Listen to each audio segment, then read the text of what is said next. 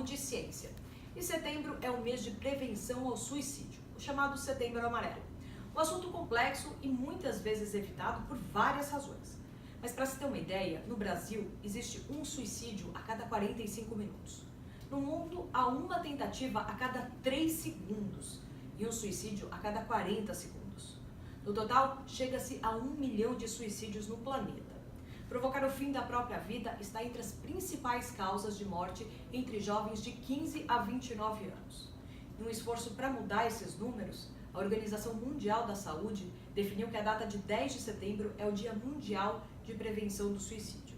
E é por isso que eu estou recebendo aqui o Dr. Fábio Martins Fonseca, psiquiatra e psicoterapeuta, para a gente poder discutir um pouco esse assunto e trazer à tona. Antes de mais nada, seja muito bem-vindo mais uma vez, Dr. Fábio. Muito obrigado, Camila. É muito importante estar aqui para falar desse tema e é uma oportunidade interessante para a gente esclarecer o público sobre o que está acontecendo com o nosso país. Pois é, não só com o país, mas com o mundo todo, né? Eu acho que para a gente trazer esse tema, uma das primeiras coisas importantes a se falar é por que falar sobre suicídio ainda é um tabu tão grande. Porque existe uma coisa que se chama do efeito de contágio. Quando a gente fala do suicídio, a gente glamoriza o suicídio como uma saída para os problemas, para a dor emocional. Quando a gente começa a falar do contexto em que aquela morte aconteceu, quando a gente começa a abordar temas mórbidos de um jeito meio sensacionalista, isso pode ativar o desejo ou o ímpeto suicida em pessoas muito sensíveis. Mas desde que a gente fale, não fale desses aspectos mórbidos, mas a gente fale de que o suicídio é uma condição que é prevenível, e no Brasil é particularmente preocupante, Camila, porque existem 29 países onde a taxa de suicídio tem aumentado, e o Brasil faz parte de um desses 29 países, enquanto em outros países a taxa de suicídio tem caído. Então, assim, desde que a gente fale desse tema de um jeito responsável, de um jeito educativo, a gente está prestando um serviço para a população, e esse é um pedido da OMS, que a gente conscientize e esclareça a população. Por outro lado, a gente deve evitar aspectos mórbidos, sensacionalistas, aquilo que muitas vezes se faz apenas para vender notícia e não está pensando no bem-estar da população. Com certeza. Então vamos começar falando do básico da questão do suicídio. Muita gente acredita que são fatores biológicos que deixam a pessoa propensa a, de fato, tirar a própria vida. Tem gente que acredita que são fatores sociais. Existe uma teoria já concreta e fixa do que leva uma pessoa a cometer o suicídio? Sim, existe. Em primeiro lugar, é importante a gente dizer que o suicídio tem causas multifatoriais. Não tem uma única causa que vai dar conta de explicar por que as pessoas tiram a própria vida. E em cada pessoa existem fatores predisponentes ou de risco que vão pesar mais. Então, por exemplo, a gente sabe que pessoas que são solteiras, pessoas que são acometidas de doenças crônicas e incapacitantes, pessoas que vivem em situação de muito isolamento, em prisões, tudo isso pode levar as pessoas ao suicídio. Transtorno mental é um dos principais fatores de risco. A gente sabe que ter cometido ou ter tentado um suicídio previamente vai sensibilizando a pessoa e é um dos principais fatores de risco. Só que o interessante é que a gente sabe também que, por exemplo, embora a maioria das pessoas que tenham cometido ou que tenham morrido por suicídio sejam portadores de doença mental, a maioria das pessoas que têm transtorno mental não comete suicídio. Embora, por exemplo, o desemprego seja um fator importante, a maioria das pessoas que estão desempregadas também não comete suicídio. O abuso de substância é um fator importante, né? Mas a maioria das pessoas que consomem drogas também não vai vir a se matar. Então, existe um pesquisador americano que é considerado um dos maiores suicidologistas da atualidade, que se chama Thomas Joyner, que ele definiu a teoria para explicar o suicídio em 3 componentes básicos. O primeiro é a pessoa precisa ter desejo de morrer, e a gente vai explicar o que faz a pessoa querer morrer, mas além disso, a pessoa precisa adquirir ao longo da vida a capacidade de tirar a própria vida. Porque a gente tem um instinto de autopreservação. Né? Mesmo que eu deseje morrer, é muito difícil eu me deparar com a brutalidade que é tirar a própria vida.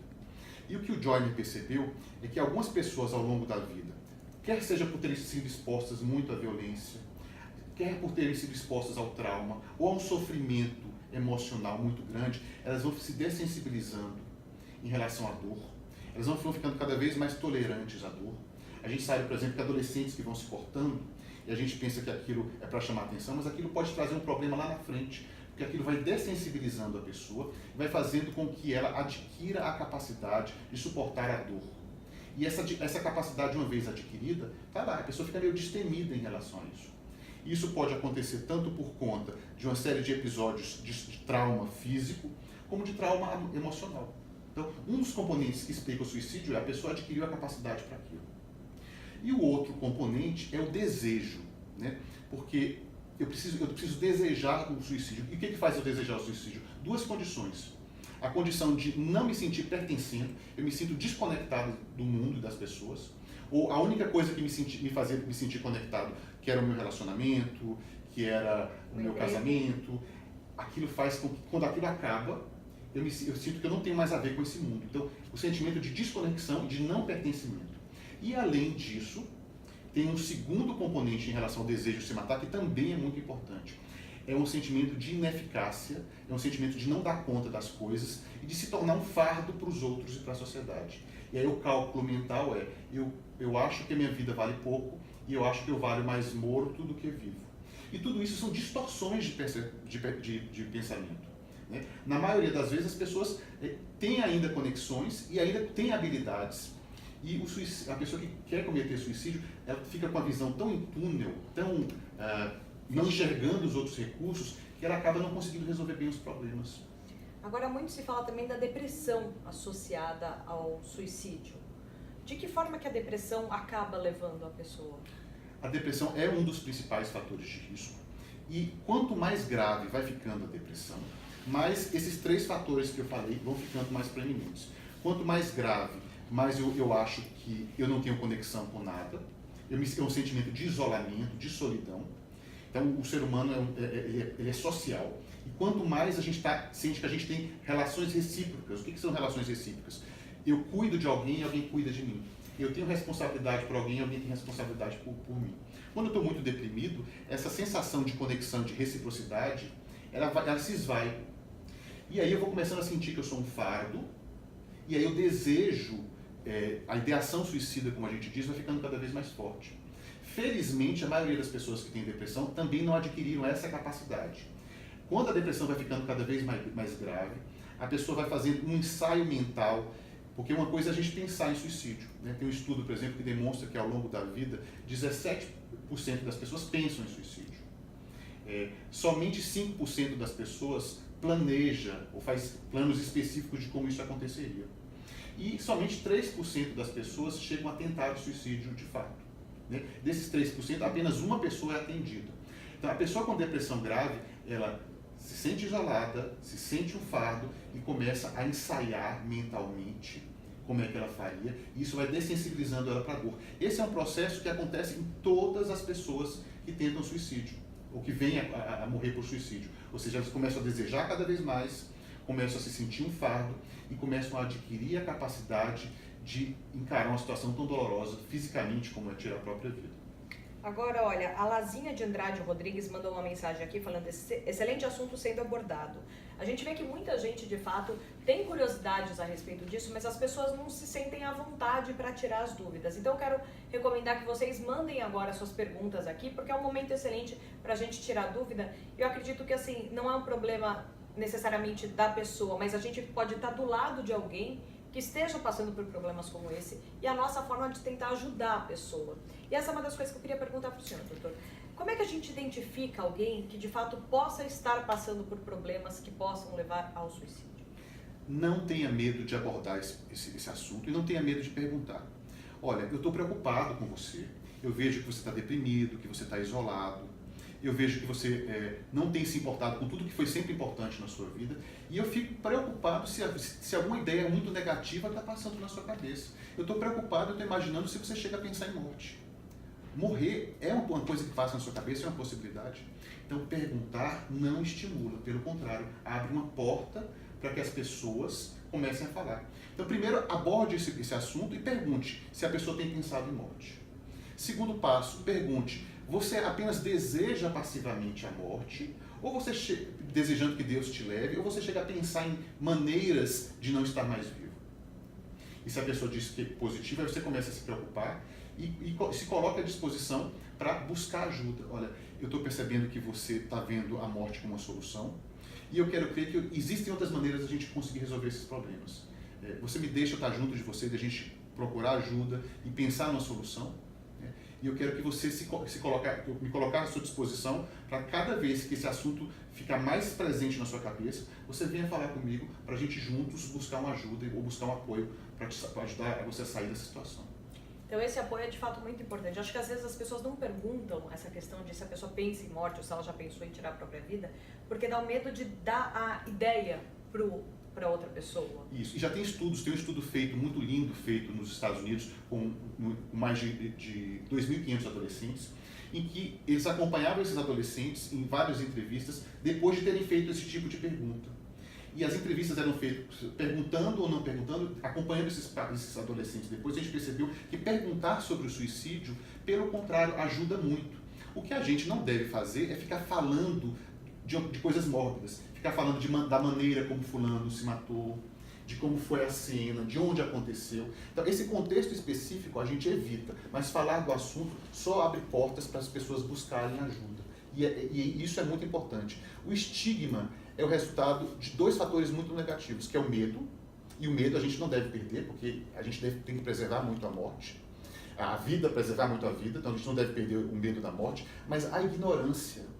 Quando a gente acaba com a ignorância, a gente consegue conviver com o medo de uma maneira mais construtiva. Então não tenha medo de abordar esse assunto e não tenha medo de não saber o que fazer. Simplesmente estar lá ouvindo já é uma grande ajuda. E depois vocês vão pensar juntos em como buscar ajuda, buscar um apoio psicológico, compartilhar com pessoas que também gostam de você. Então, a primeira grande porta é poder falar sobre esse assunto e falar com abertura. Olha, a gente está recebendo aqui várias mensagens. A Áurea Maciel falou, interessante, obrigado por esses esclarecimentos, obrigada revista Isto É. A Valdineia falou, sempre achamos que sabemos tudo, mas tudo que sabemos não é suficiente no momento de ajudar, válido saber.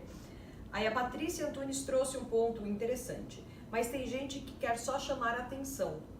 Como diferenciar pessoas que de fato estão passando por um problema ou qualquer pessoa que cogite a hipótese, independente de por qual motivo seja, precisa de uma atenção especial? Como é o nome dela? Peraí que sumiu daqui. Queria responder. Patrícia Antunes. Patrícia, muito legal a sua pergunta e eu vou ter a oportunidade de esclarecer uma coisa para você. O que a psicologia descobriu é que a gente tende a confundir a consequência de um ato com a intenção da pessoa.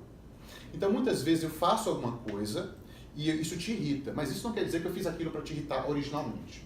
Eu faço alguma coisa que chama a atenção e as pessoas todas se voltam ao meu redor e isso vai reforçando aquele tipo de comportamento. Mas não necessariamente as pessoas que começam a se cortar ou tomam comprimidos, elas fazem aquilo só para chamar a atenção. Muitas vezes elas fazem porque aquilo alivia uma dor emocional, porque aquilo faz com que elas expressem um pedido de ajuda que elas não sabem fazer de uma outra forma. E aí, o interessante é que cada vez que a pessoa vai repetindo aquilo, entra naquele aspecto que eu falei de começar a adquirir cada vez mais a capacidade.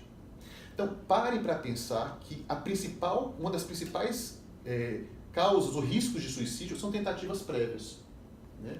Eu conheço pessoas que tiveram tentativas assim, tomando comprimidos que a gente sabia que a pessoa não ia morrer, mas a gente avalia primeiro a expectativa que a pessoa tinha quando ela fez aquela coisa, aquele ato.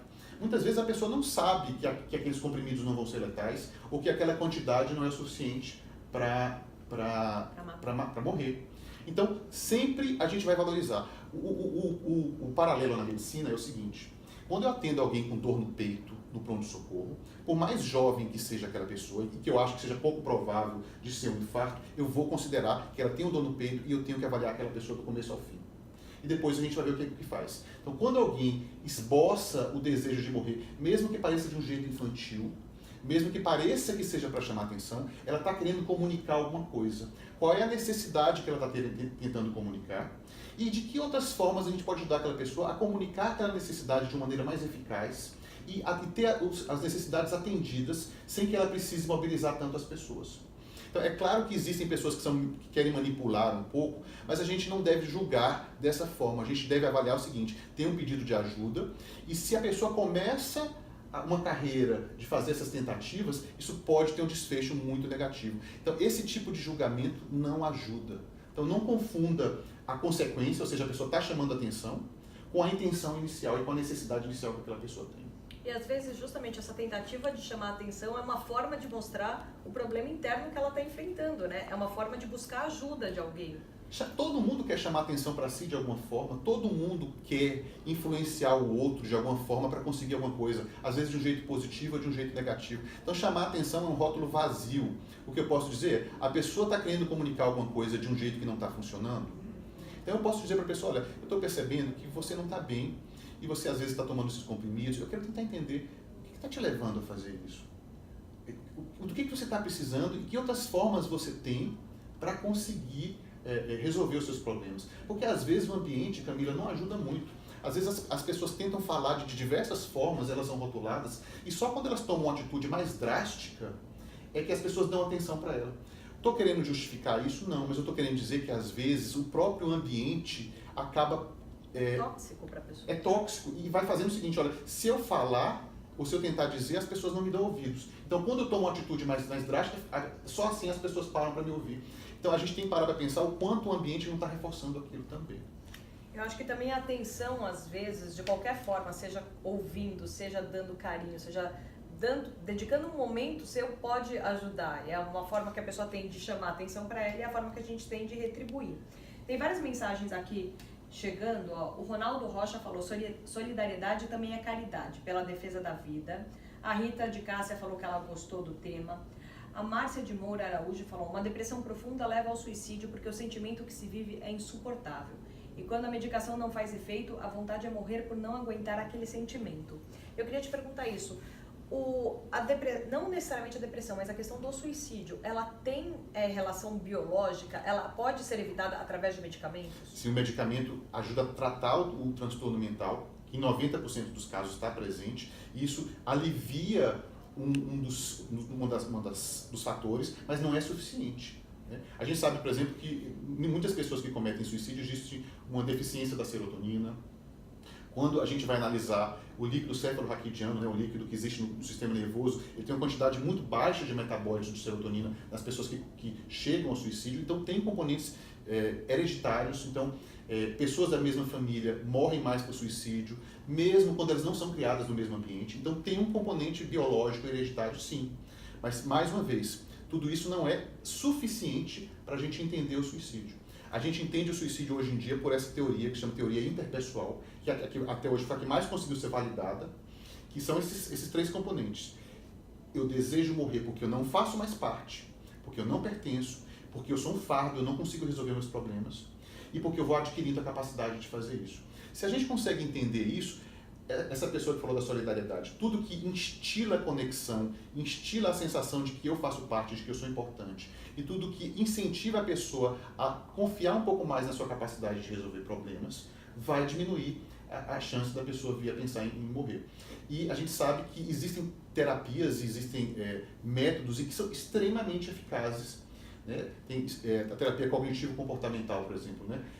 Tem trabalhos feitos com veteranos, as pessoas que voltam da guerra nos Estados Unidos, com traumas imensos, e que as pessoas que se submetem a esse tipo de terapia conseguem diminuir muito a suicidalidade, a ideação suicida. Então, várias formas de acompanhamento psicológico são eficazes. Então, não é verdade que uma vez suicida, sempre suicida, e não é verdade que as pessoas que tentaram gravemente o suicídio uma vez estão fadadas a vir morrer e tentar novamente.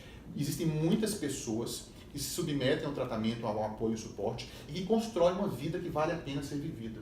Porque a gente não está falando de suicídio, a gente está falando de vidas que florescem, que valem a pena, e é isso que a gente tem que incentivar. E sem solidariedade, sem compaixão, sem sentimento de união, a gente está numa sociedade cada vez mais individualista.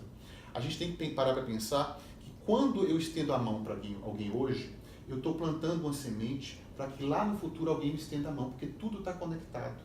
Né? Os gestos de solidariedade, eles vão se multiplicando. Mesmo que aparentemente aquilo não tenha nada a ver comigo, eu posso estar plantando uma semente e lá na frente esse fruto volta para mim. Então, vamos parar de rotular as pessoas, vamos parar de julgar, porque as pessoas que cometem suicídio, ou que tentam o suicídio, elas são muito julgadas. Né? Elas são chamadas de covardes, se dizem que elas vão pagar um preço alto por isso, e muitas vezes são pessoas que passaram por um sofrimento grande e que não receberam uma mão e tinham tanta vergonha, e tinham tanto medo do preconceito e do julgamento que não falavam o que se passava na cabeça delas. Então, se quem está em casa nos assistindo parar para pensar que o julgamento mata, vai ajudar bastante. Então, se você não sabe o que dizer, fique ao lado dessa pessoa, dê um abraço, pegue na mão dela e diga: eu estou aqui do seu lado. Eu não sei exatamente o que fazer, mas eu estou aqui com você. Eu acho que uma das orientações mais importantes é, de fato, buscar a ajuda de um profissional. Porque a pessoa, às vezes, não tem a noção do que fazer, mas um profissional sabe como corrigir esse problema, sabe, como resolver essa questão. E num país como o Brasil, tão carente de equipamentos de saúde mental, onde o acesso à saúde mental é tão difícil, a gente sabe que as cidades que têm equipamentos de Centro de Apoio Psicossocial, os CAPs, diminuíram em pelo menos 14% a incidência de suicídios, né? Então, vamos ter eleição aí. Então, pare para pensar qual é a plataforma do seu candidato para a saúde de uma maneira geral e qual é a plataforma dele para a saúde mental. Ele tem uma plataforma para a saúde mental? Ele vê o suicídio como uma questão de saúde pública? Qual é a política dele para os CAPs, os Centros de Apoio Psicossocial, ou para algo que o valha, que estenda a saúde mental para a população?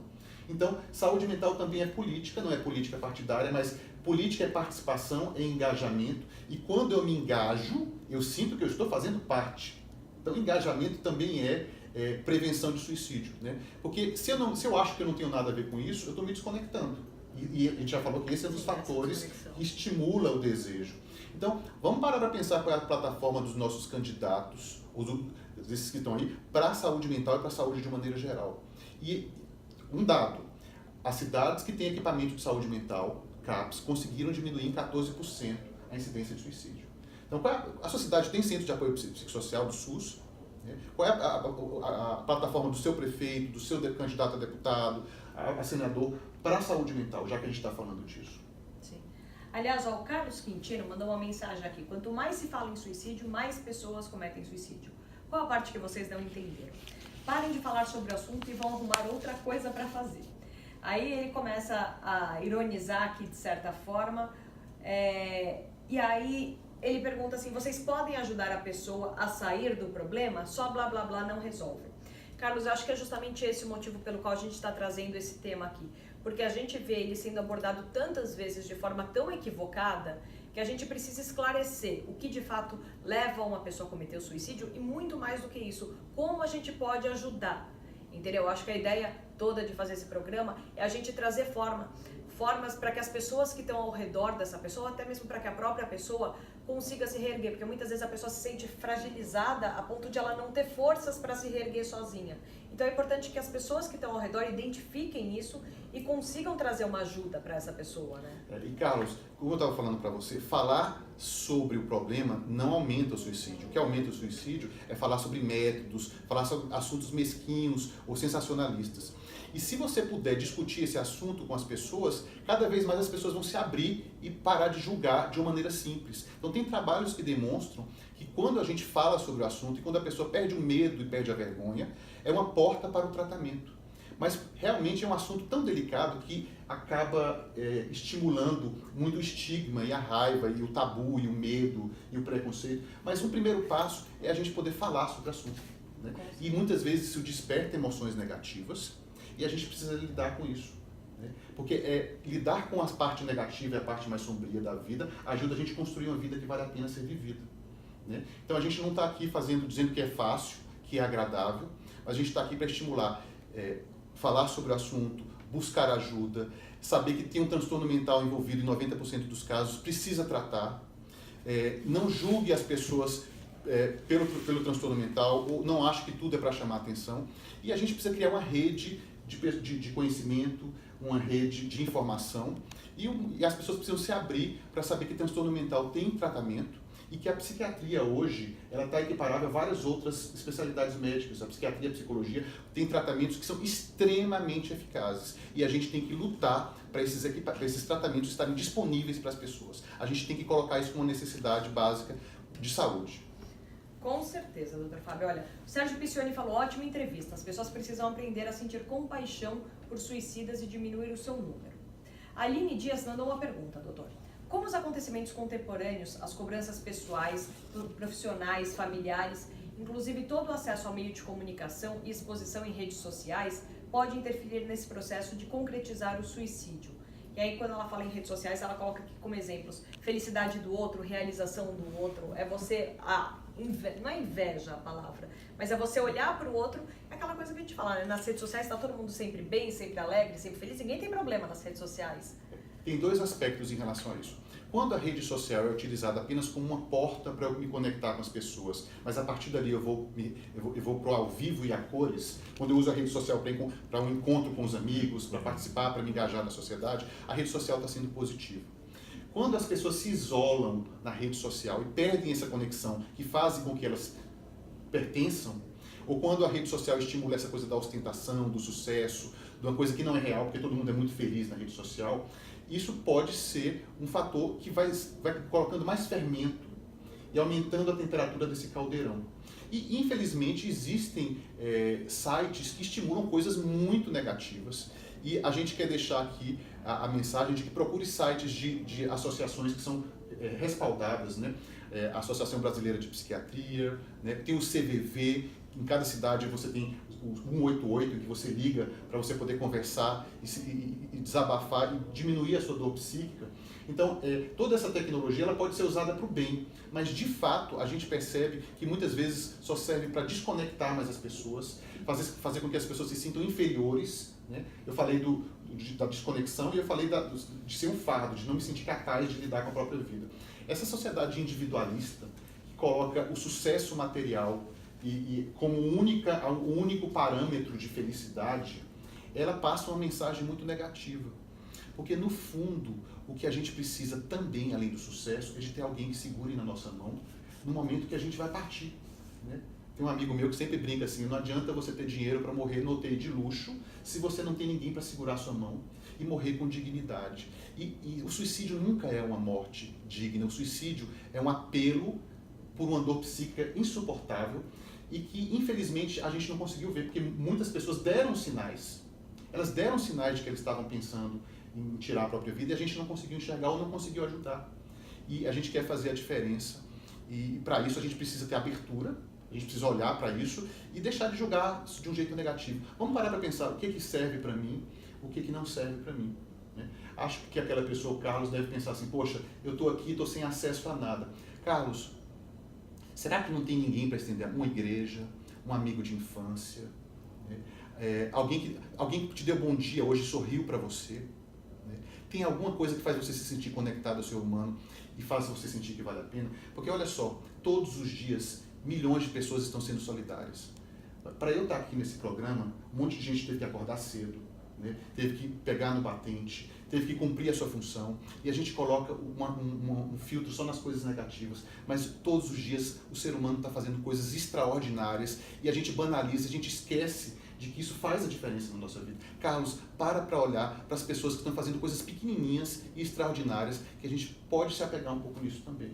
Com certeza. Aqui tem algumas perguntas. A Margarida Emídio perguntou como ajudar um usuário de várias drogas e álcool que tentou suicídio 2 vezes. Eu acho que a gente já falou um pouquinho a respeito disso, mas eu vou até dar espaço para o Dr. Fábio falar essa pergunta da Margarida. E a Áurea Maciel.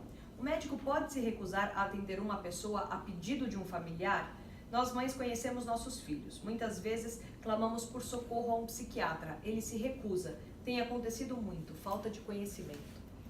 Olha, primeira pergunta, né? A gente sabe que o abuso e a dependência química de drogas e de álcool é um fator de risco muito importante para as pessoas virem tirar a própria vida. E muitas pessoas, quando vêm a tirar a vida, muitas vezes também estão intoxicadas, porque isso aumenta a capacidade delas de um ato tão mortal como esse, tão letal, né? Agora, é preciso conscientizar a pessoa de que você tem um problema de saúde, a dependência química, ela não é compatível com a vida que vale a pena ser vivida. E muitas vezes o dependente químico tem um pensamento de onipotência, de achar que eu vou conseguir controlar a bebida ou a droga e eu não vou precisar abrir mão disso e eu vou conseguir levar a minha vida. Porque as outras pessoas conseguem, eu vou conseguir também. Então a gente precisa sensibilizar essa pessoa de que você precisa considerar a ideia de abandonar a dependência química, encarar a dependência química de frente. Provavelmente essa pessoa, além da dependência química, já desenvolveu uma depressão. E ela precisa de cuidados médicos e psicológicos. E sim, esse suicídio pode ser prevenido, desde que ela esteja muito bem amparada. A gente fala de um plano de segurança. O que é um plano de segurança? A gente ajuda a pessoa que está começando a pensar naquilo, a avisar as pessoas quando aqueles pensamentos estão ficando mais frequentes, saber com quem ela pode contar e quais são as estratégias de socorro e para quem ela vai ligar antes que aquilo piore. Então, isso também pode ser utilizado com o dependente químico. A gente sabe que no AA e no NA tem vários padrinhos, que são pessoas que estão limpas há muito tempo, e quando essa pessoa começar a pensar em suicídio, ela tem que ter um padrinho. Cara, eu estou ligando para você porque eu não estou aguentando os pensamentos que estão corroendo a minha cabeça. Então, uma rede de apoio. Então, sim, é possível e tem uma série de estratégias para isso. Em relação ao médico recusar um tratamento, em uma situação aguda, em alguém que está numa crise suicida, pensando seriamente em tirar a vida, isso é uma emergência e ninguém pode recusar atender uma pessoa dessa forma.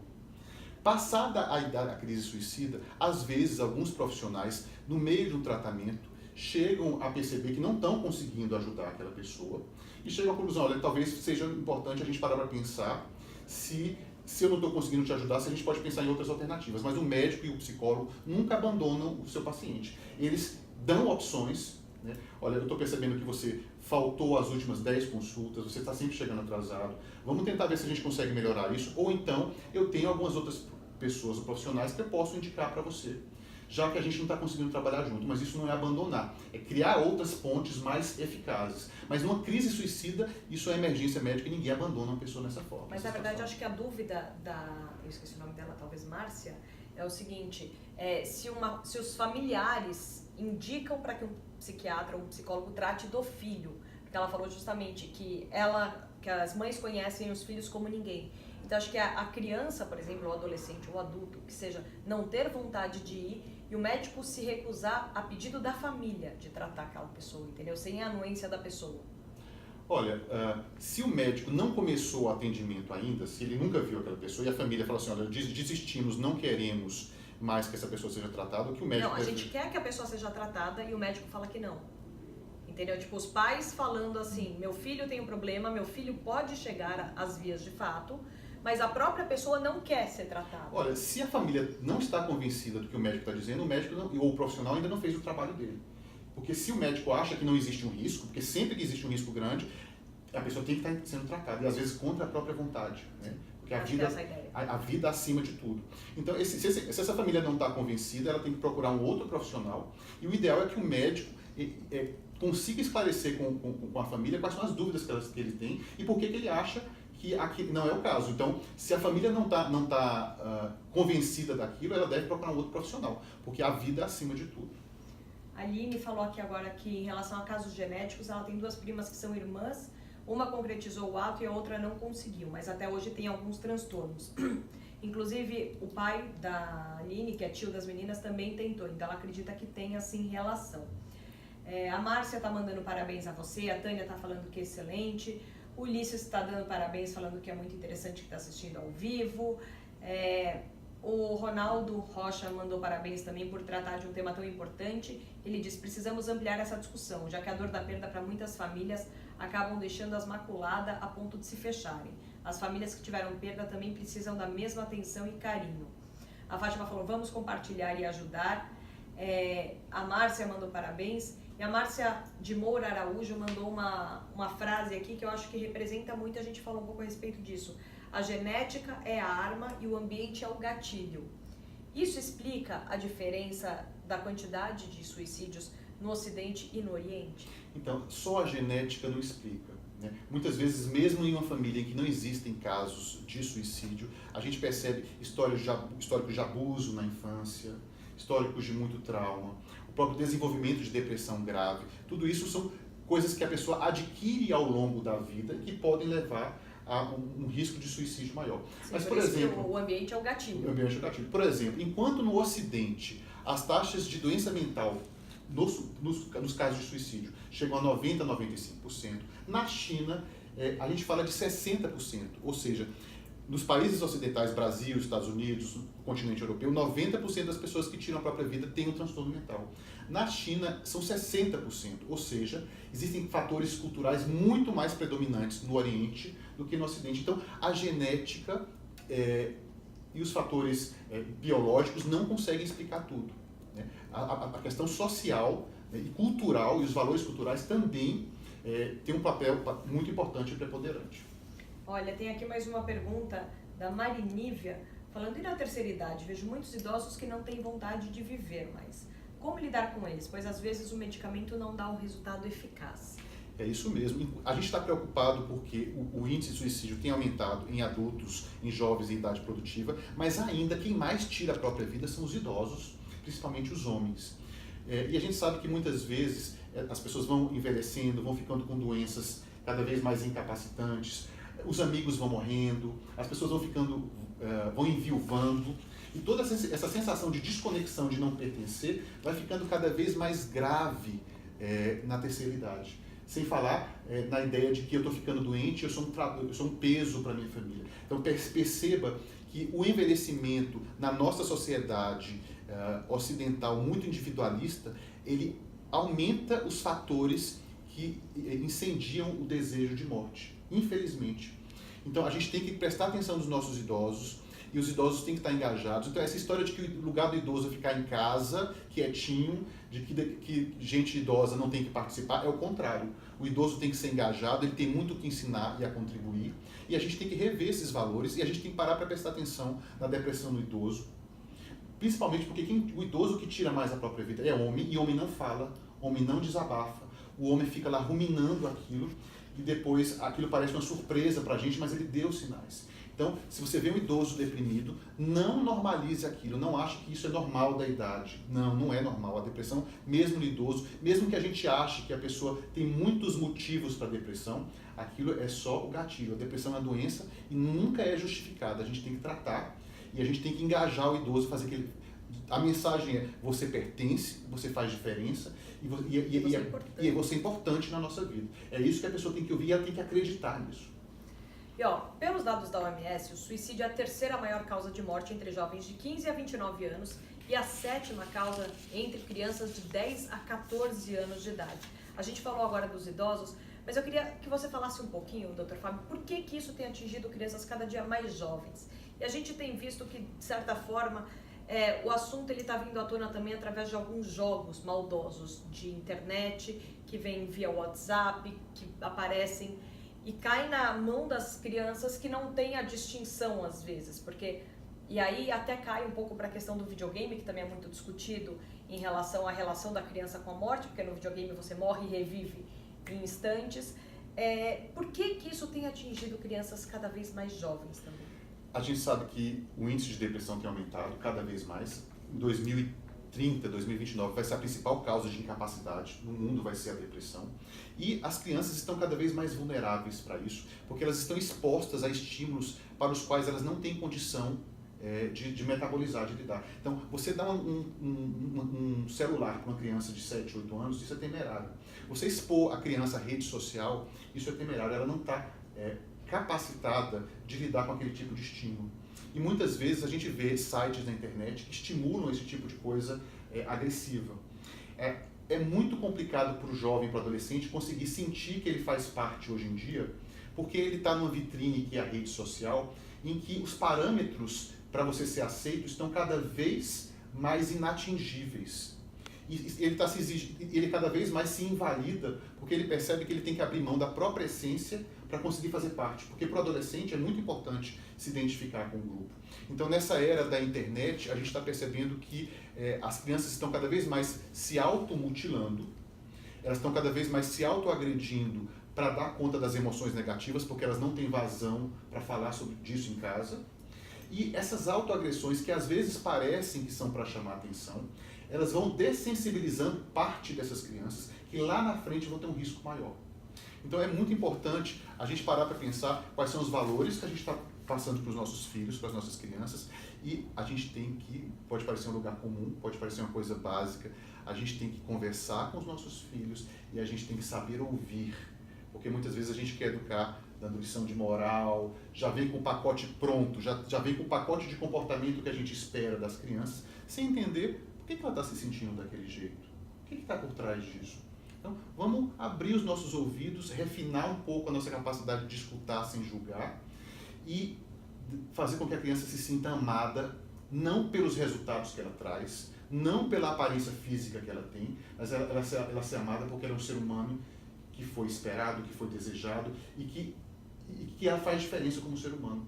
Então, esse amor cada vez mais condicional, cada vez mais dependente de sucesso, de estética, de dinheiro, de determinados parâmetros, eu acho que culturalmente é algo que vai estimulando as nossas crianças a se sentirem desconectadas e a se sentirem incapazes de lidar com o mundo. E aí isso estimula o desejo.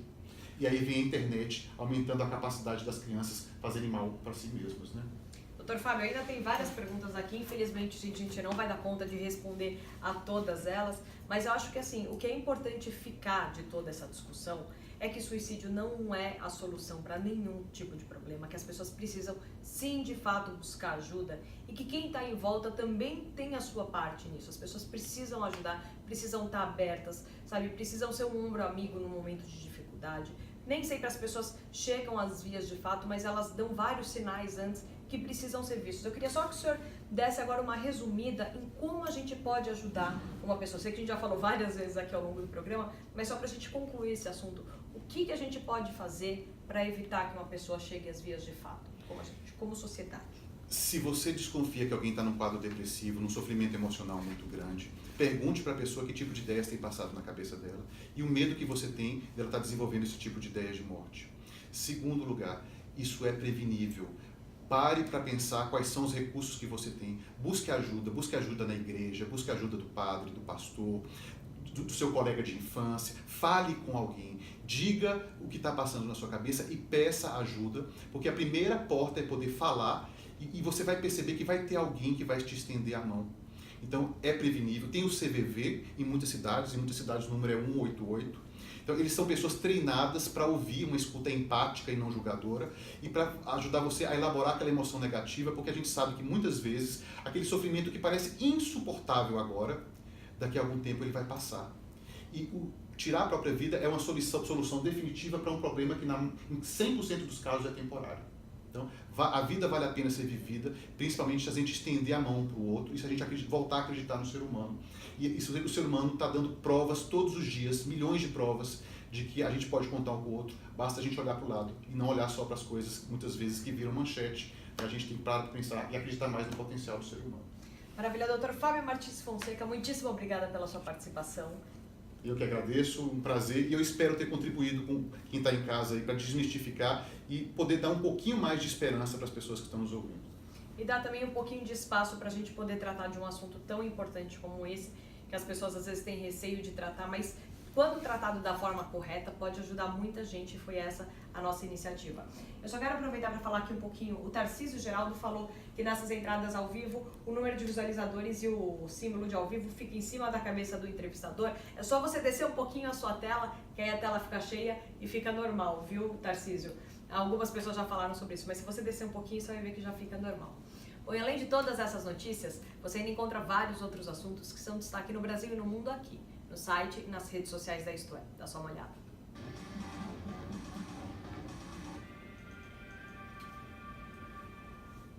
Juiz coloca Kassab no banco dos réus e bloqueia 21 milhões de reais. Quadrilha ligada à fuga em massa na Paraíba é presa pela PM. Furacão Florence alcança a categoria 4 e ameaça a costa leste dos Estados Unidos. Vaticano prepara esclarecimentos a acusações contra o Papa Francisco. Para saber mais sobre essas notícias, você já sabe, é só acessar istoé.com.br.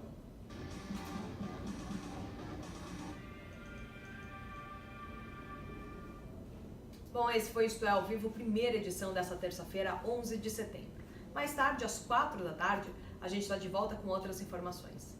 Vale lembrar que você pode acompanhar a nossa programação multiplataforma de várias maneiras, a partir da nossa home, istoé.com.br, ou através das nossas redes sociais, Facebook, Twitter e YouTube. E se você quiser rever o nosso programa, é só entrar no nosso perfil, ou no YouTube ou no Facebook, que todo esse conteúdo fica lá à sua disposição. Aliás, hoje a gente tratou desse assunto tanto quanto importante, denso. Então, se você conhece alguém que de fato precisa de uma ajuda, dá uma dica para ela assistir o nosso programa e a gente espera do fundo do coração que a gente consiga ajudar de alguma forma. Muito obrigada pela companhia. Mais tarde a gente está de volta, a gente se vê lá. Isto É ao Vivo. Informação que vai até você. Show de bola!